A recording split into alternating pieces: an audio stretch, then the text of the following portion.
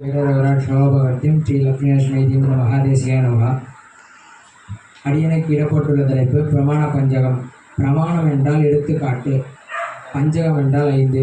ஒரு மனிதன் செய்ய வேண்டியவை, செய்யக்கூடாதவை, கடைபிடிக்க வேண்டியவை, எப்படி ஒரு மனிதன் வாழ்நாளில் நெறியோடு வாழ்வதும் எம்பெருமானை அடைவதும் பற்றி 5 விஷயம். 5 விஷயத்தை எதில் இந்த பிரமாணம் எடுத்துக்கலான்னு பார்த்தா, வேதம், இதிகாசம், புராணம், திவ்ய பிரபந்தம், ஆச்சாரிய ஸ்ரீ சுத்திகள். வேதம் என்ன சொல்றதுன்னு பார்த்தா, வேதம் வந்து பெருமாவுடைய மூச்சு காட்டுறது தோன்றதுன்னு பெரியவங்க சொல்கிறாங்க. அது முதல்ல தமிழில் தான் இருந்தது. தமிழ்லேருந்து தான் வியாசர் தமிழில் அதை துவாபர யுகத்தில் 4ஆக பிரிக்கிறார். ரிக்யஜுர், சாம, அதர்வணம் 4ஆக பிரிக்கிறார்.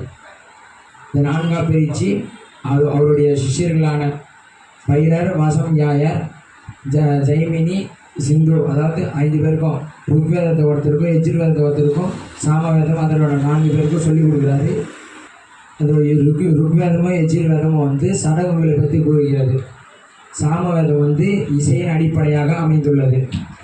அதர்வண வேதம் அதாவது சூனிய மாய மந்திரங்களை அடங்கியது. இதில் வேதம் என்ன சொல்லுதுன்னா, அந்த பகிர்ந்த சர்மம் வியாபிய நாராயணஸ்ரகா, அதாவது எல்லா இடத்திலும், அதாவது சூதாட்டத்தில் 5 பேர் தோற்றுறாங்க. தோத்துட்ட உடனே சபையை முன்னாடி திரௌபதி புடையை இழுக்கிறாங்க. அப்போனா தன் கையை தூக்கி வெக்கத்தை விட்டு கோவிந்தா என்று அழைத்த உடனே, அதாவது ஸ்ரீமன்னா புடவை இழுக்க சுரந்து கொண்டே இருந்தது. அதாவது அன்புடன் இறங்கி சொன்னால் எவ்வளோ பெரிய நிலையில் இருந்தாலும் தான் இறங்கி வந்த அனுகிரகம் செய்வேன் என்று ஸ்ரீமன் நாராயணனை இங்கே கூறுகிறார். 3 புராணங்களில் அடங்கிவிடும். ராஜச புராணம், தாமச புராணம், சாத்விக புராணம். இப்போ சாத்விக புராணம் 6 வகைப்படும். சாத்விக புராணம் கருட புராணம், விஷ்ணு புராணம், நாரத புராணம், வராக புராணம், பாகவத புராணம், பாத்ம புராணம். இப்போது கருட புராணத்தில் எப்படின்னா, கருட புராணத்தில் ஒரு மனிதன் எப்படி பிறக்கிறான், எப்படி இறக்கிறான், அது அவன் வாழ்நாளில் அவன் இறந்த விடுகு அவன் எங்கே செல்கிறான், எங்கே சென்று திரும்பி எப்படி பிறக்கிறான் முதல் கொண்டு எல்லாத்துக்குமே கருட புராணம் சொல்கிறது. பாத்ம புராணத்தில் பெருமாள் நீங்கள் எங்கே இருக்கிறீங்க அப்படின்னு சொல்லிட்டு கேள்வி கேட்குற மாதிரி இருக்கும்.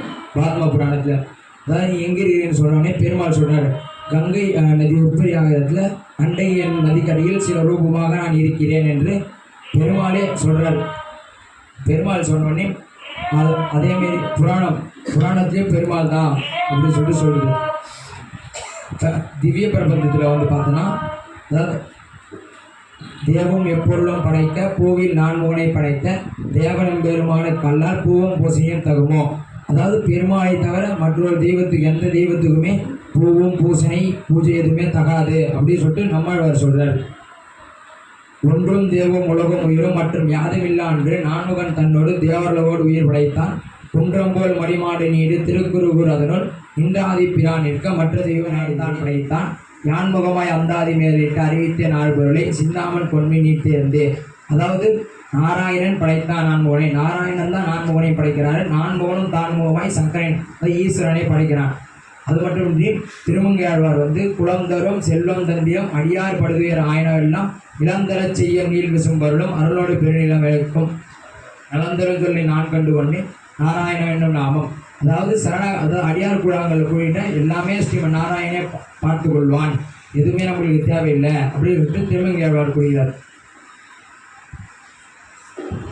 ஆச்சாரிய ஸ்ரீ, அதாவது 5வது ஆச்சாரிய ஸ்ரீ சுத்திகளை பார்த்தோன்னா, லக்ஷ்மிநாத சமாரம்பாம் நாதயாமன மத்தியமாம் அஸ்மதாச்சாரிய பர்யந்தாம் வந்தே குரு பரம்பராம். அதாவது லக்ஷ்மிநாத தொடக்கமாக ஆளவந்தார் ஆதமுடிகள், அதாவது